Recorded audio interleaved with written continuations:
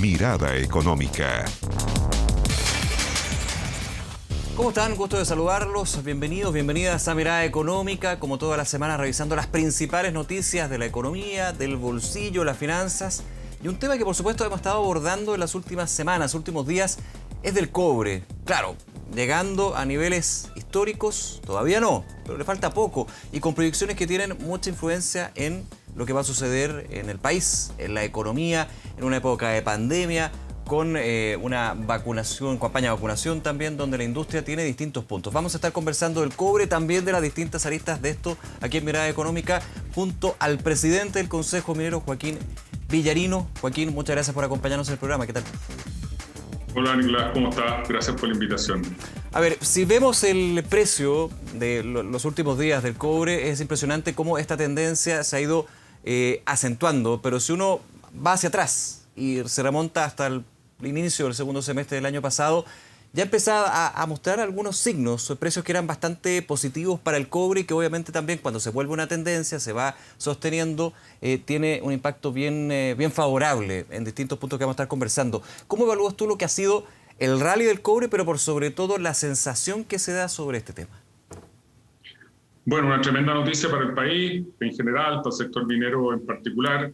No hay que olvidar que nosotros conocemos muy bien este mercado, es esencialmente cíclico. Hoy día estamos muy bien, hace 2 años estábamos más cerca de $2 y por lo tanto yo creo que hay que tener mucha calma a la hora de analizar las consecuencias de los precios que estamos viendo ahora. Sin lugar a duda, hace 6 meses comenzamos a ver algunas señales de reactivación, pero hace 1 año y medio, a fines del año 2019, nosotros pensábamos que íbamos a estar cerca de los $3. Vino la guerra comercial entre China y Estados Unidos, luego vino una pandemia, el mercado cayó, 6 meses después China se recuperó, económicamente comenzó a tener un crecimiento sostenido y bueno, esto repuntó. Hoy día vemos que además con el proceso de vacunación y además con una cierta valorización del dólar, se puede estar utilizando los commodities, el cobre en particular, como un refugio financiero.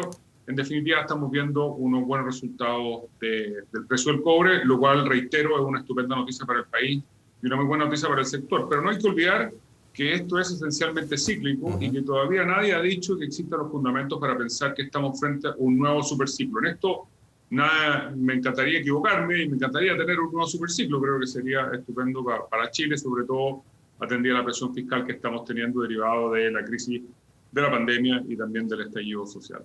Claro, de hecho, de distintos sectores, Joaquín, entre ellos también el Ministerio de Minería, por poner un ejemplo, y el Ministerio de Hacienda, que le importa mucho que el cobre vaya subiendo día a día, no solamente el precio spot, digamos, han llamado a la cautela, paño frío, no estamos en un superciclo, ¿cómo definimos lo que es un superciclo? Estamos también en una pandemia que hace todo tan cambiante. Esa cautela, obviamente, llama a recordar lo que sucedió cuando terminamos el superciclo, el denominado superciclo en 2011, más o menos, cuando se llegaba a los $4.60 la libra, luego a la baja. ¿Es un poco también la experiencia y las lecciones que se consiguieron después de ese superciclo?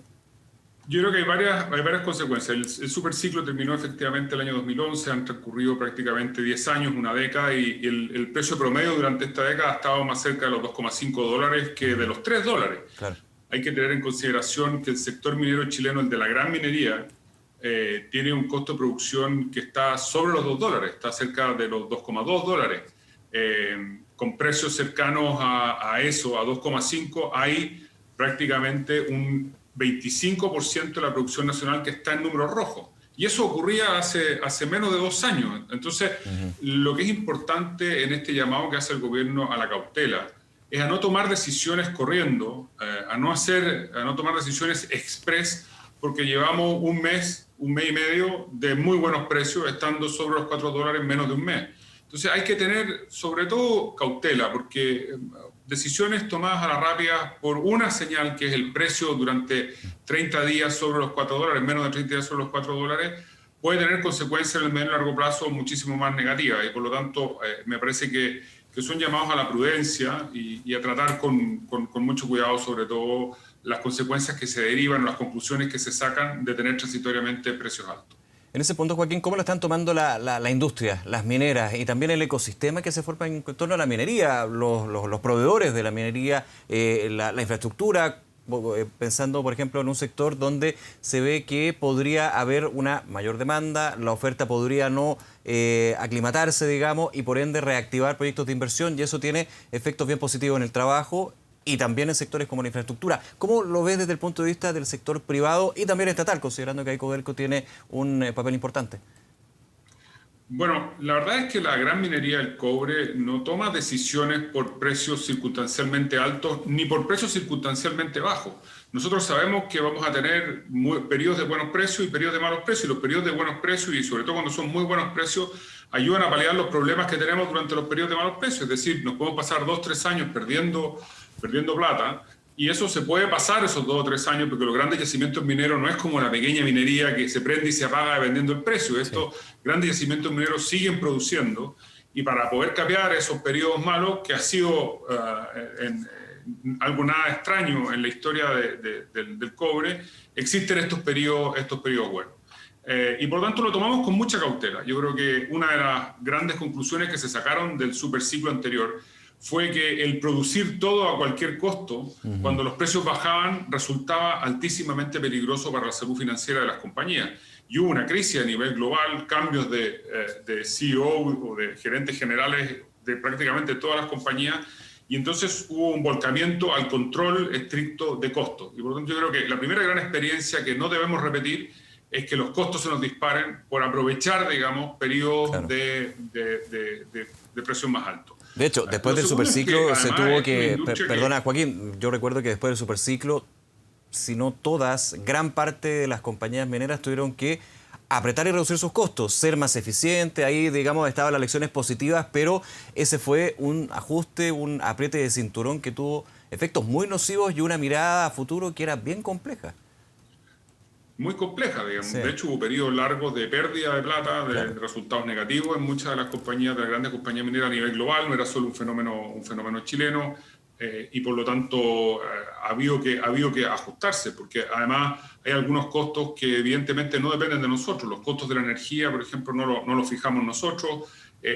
Efectivamente han venido bajando en el último tiempo, pero no se le aplican a los contratos de largo plazo que celebró la minería hace más de una década para financiar la instalación de infraestructura cuando teníamos riesgo de quedarnos sin energía.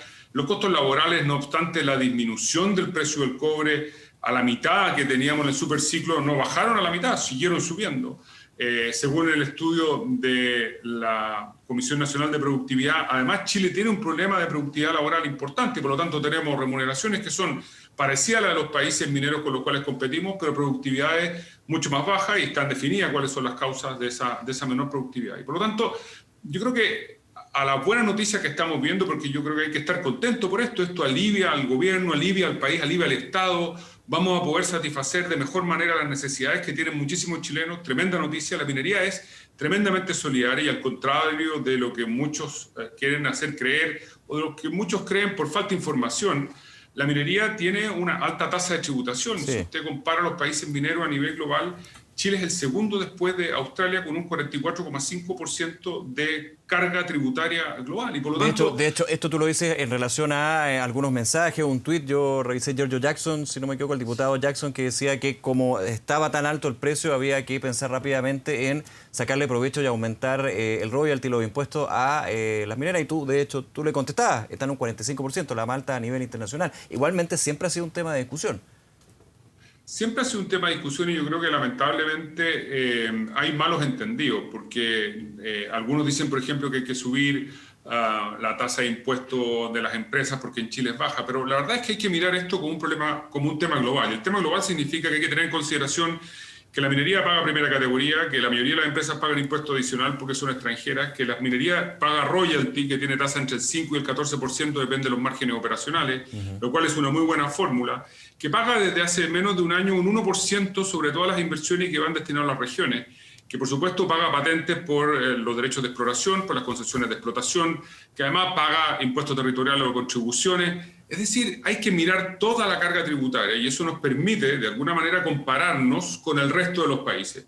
Efectivamente podemos tener un impuesto que aislado es más bajo que el que tienen otros países, pero para eso hay que mirar toda la carga tributaria, todos los impuestos que pagamos. Fíjate, Nicolás, que del total del flujo anual de la minería, esta retira solo un 10% del flujo, lo mismo que retira el fisco por efectos de impuestos, royalties, otro 10%. El 80% restante queda en líneas generales en el país. Inversión, remuneraciones, contratistas, exploración, etc. Entonces, cuando alguien dice, mira, la minería se lleva todo y no deja nada, yo invitaría simplemente a mirar las cifras. Esto incluso produce como indignación que uno lo diga, pero miren las cifras. Las cifras señalan expresamente que solo el 10% de los flujos se retira como utilidades. El resto, obvio, lleva el fisco con un 10%, lo mismo, como si fuera socio paritario, y el 80% restante queda entre remuneraciones, inversión, repuestos, etcétera, todo lo que nosotros conocemos, energía, etcétera. Y eso es inyección directa a la economía nacional y por lo tanto, de los 45.000 millones de dólares que en promedio ha venido generando la industria en la última década, las mineras se llevan como utilidades 4.500. El resto queda indirecta o directamente en líneas generales. Hay excepciones porque hay cosas que se pagan fuera de Chile a proveedores de la minería que están fuera de Chile, pero en líneas generales queda reinyectado a la economía nacional. Entonces hay que tener mucho cuidado y ese es el llamado a la cautela. Ahora, la minería siempre ha sido muy generosa con el país. Hace muchísimos años, cuando Ricardo Lagos era presidente de la República, estableció este royalty a la minería. Y este royalty estaba destinado al desarrollo de tecnología e innovación en el país. Y claro, a todos los chilenos nos hubiera encantado que todo lo que se aportó como royalty hubiera tenido un impacto verdadero, un cambio real en la innovación y en el desarrollo que se venía generando en desarrollo tecnológico en Chile. Pero la verdad es que no tenemos mucha noticia de que haya habido un cambio muy sustancial, no obstante que se han recaudado miles de millones de dólares por este concepto. Hace 10 años se modificó el royalty nuevamente para otro efecto, que era la reconstrucción del país. Bueno, ya terminó la reconstrucción del país, se sigue pagando royalty, y a lo mejor sería bueno que, al menos, aunque los ingresos fiscales evidentemente son fungibles, pero saber que la minería sigue aportando miles de millones de dólares, y que esos miles de millones de dólares están destinados a alguna actividad específica, por lo menos que lo pudiéramos identificar. Mira, en tecnología estamos gastándonos esto, ¿eh? La diferencia que estamos marcando con eso. Esto va a parar a un fondo común y la verdad que entiendo que la mayoría de los chilenos tenga la percepción de que la minería no paga nada, digamos, o que paga poco, porque nadie le ha hecho el ejercicio de vincular los recursos que estamos aportando con algún objetivo o con alguna obra específica. Y quizás podríamos hacer eso por lo menos para que los millones de chilenos y chilenas entendieran bien cuál es el real aporte que hace la industria, que es gigantesco. Joaquín Villarino, vamos a hacer una pausa en el programa, seguimos hablando de la situación de la industria, también oferta y demanda, que suena con bastante fuerza cuando se dan estos ciclos. Pues efectivamente se puede llegar a eso. Vamos a volver de inmediato con más de Mirada Económica aquí por Canal 24 Horas.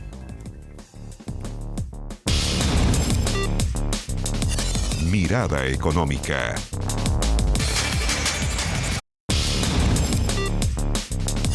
Mirada Económica. Regresamos a Mirada Económica, estamos hablando de cobre, de minería, junto al presidente del Consejo Minero, Joaquín Villarino. Joaquín, en la primera parte del programa, yo lo mencionaba de alguna manera, en esta preocupación que no es de ahora, sino de antes, con respecto a la oferta y demanda, cuando hablamos de cobre y otras materias primas. Claro, estamos en un superciclo, con precios muy altos del cobre, pero tú lo decías, en el último tiempo el precio promedio llegaba a $2.50 la libra, llega la guerra comercial, para qué decir la pandemia, o sea, el impacto ha estado ahí y muchos proyectos de inversión que fueron paralizados o finalmente no se hicieron por A, B, C o D motivo.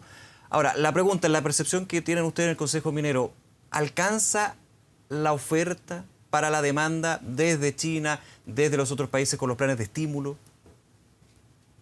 Como tú bien sabes, Nicolás, en el mundo es cada vez más difícil hacer minería y por lo tanto, evidentemente que va a estar bastante ajustado la nueva oferta. En general, tener proyectos Greenfield cuesta más de una década. Sí. Van a entrar en operación algunos a nivel global que probablemente puedan ir satisfaciendo demanda que va a estar justificada fundamentalmente por la electromovilidad, que eso es un fenómeno que ya está ocurriendo y que va a exigir más cobre.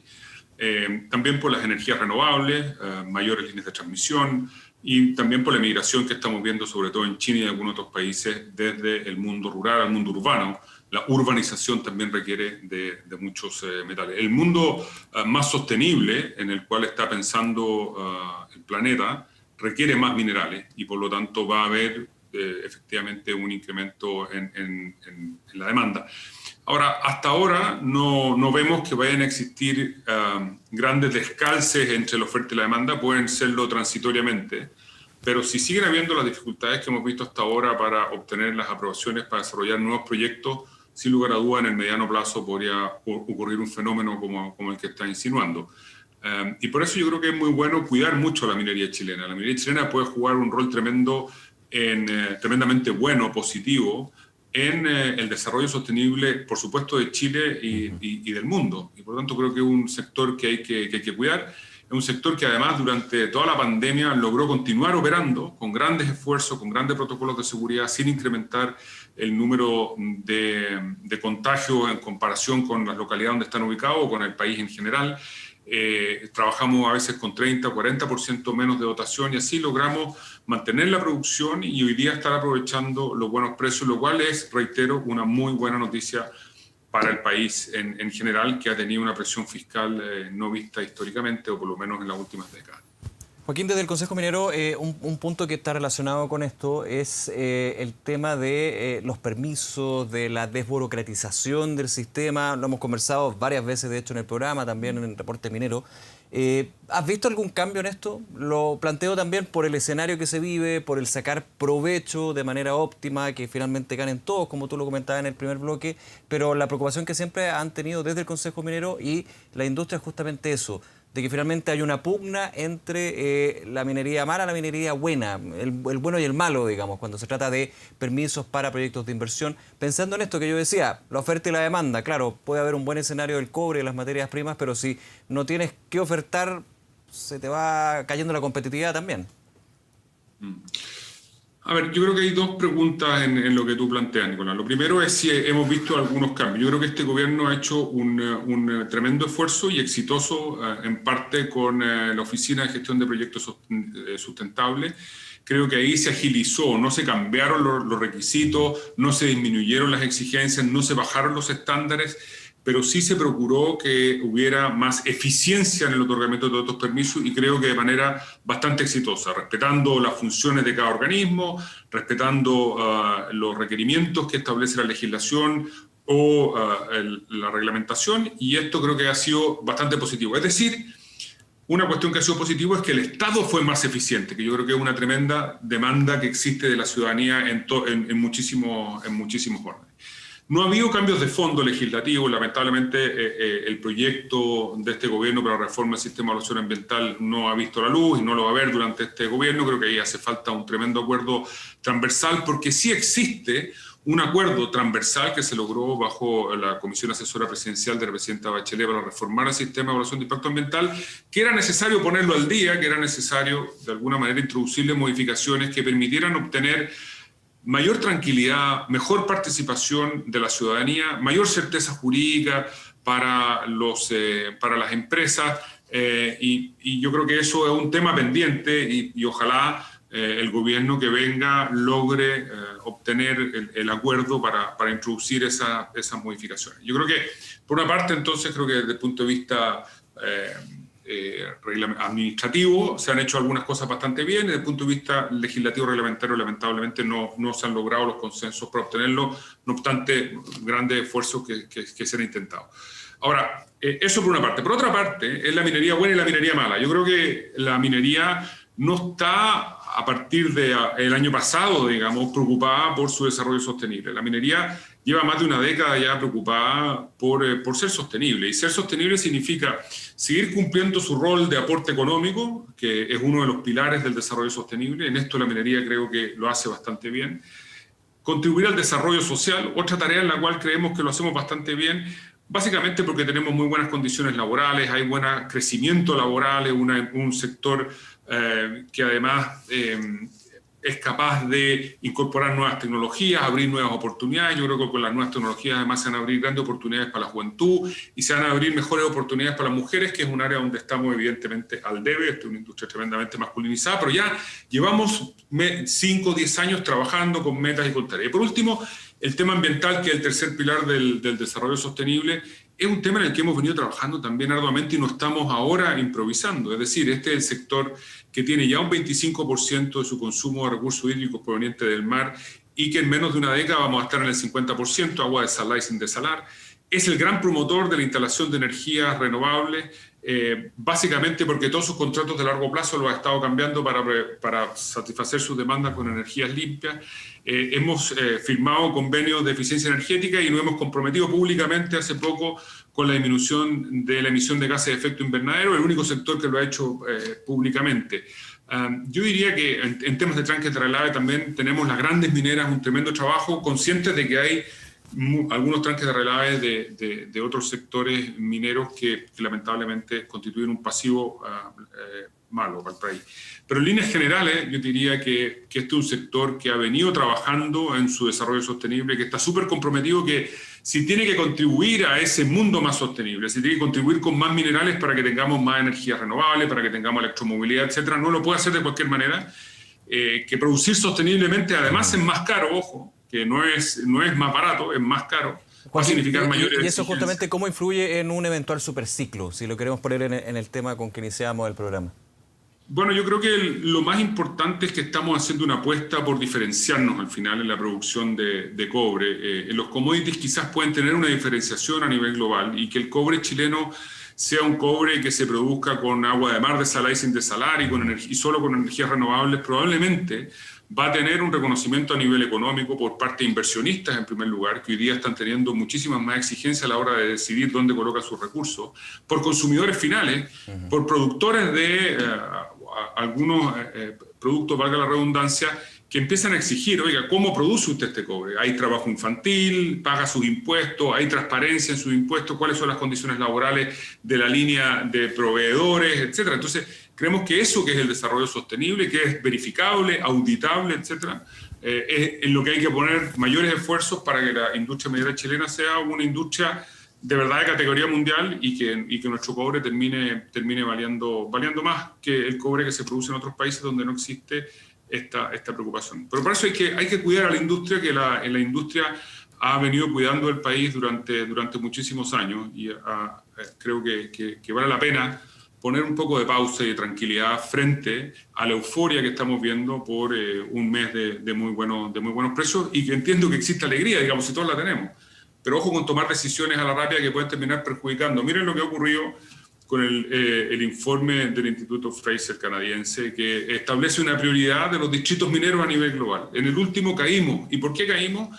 Caímos básicamente por inestabilidad política, digamos, por el estallido social y por los desórdenes sociales. Entonces, el destino de los recursos económicos a nivel global, que son limitados, van a los países que son más atractivos y por lo tanto creemos que hay que cuidar al país. Y hay que cuidar, por supuesto, a sus sectores productivos, que son los que dan trabajo y que los que permiten generar recursos para ir a financiar la mejora de la calidad de vida de millones de compatriotas.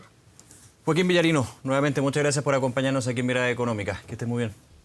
Muchas gracias a ti, que tengas un muy buen día. Gracias, igual. Bien, y así terminamos el programa. @Mirada Económica para sus comentarios, consultas, temas también que quieren que tratemos durante los próximos meses en este año 2021 con tanta noticia relevante para la economía, pero también para su bolsillo. Los invitamos, como siempre, a seguir en la sintonía del canal 24 horas. Que esté muy bien, chao.